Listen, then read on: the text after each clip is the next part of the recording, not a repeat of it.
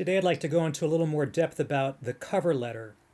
Now this is a template for a cover letter, and just because you're watching this video, I am going to provide a link in the description where you can download this template yourself, and I'll just describe its parts to you.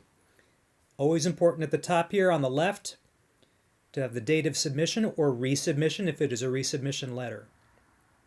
This is a submission letter I'm showing you. The name of the appropriate editor, what that editor's designation is, the name of the journal in italics, and then on the Dear line, you want Dear Doctor if it is if that is appropriate, not Mr. or Miss if they are a doctor. Dear Doctor, last name. I wish to submit what type of article. The type of article goes here for publication in their journal. The journal name here is the same as it is here in italics.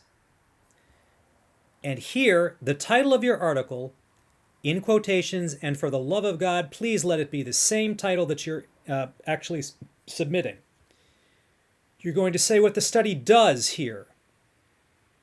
And then critically important, you want to tell the editor why your study makes a significant contribution to the literature, and you're going to put it here. This is optional, but you can say why you believe that the paper should be of interest to, in particular, to the readership of their journal. And what I generally do here, particularly if it is a medical article, you scientific people can tune out for the next 15 seconds, how it is going to improve outcomes. Now, some but not all journals. Some but not all journals will ask you for potential referees.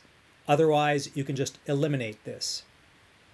And here is the boilerplate paragraph where you say the manuscript has not been published elsewhere or presented entirety or in part, and it is not under consideration by another journal, and you can say even further you're not going to do so until you get final disposition from this journal.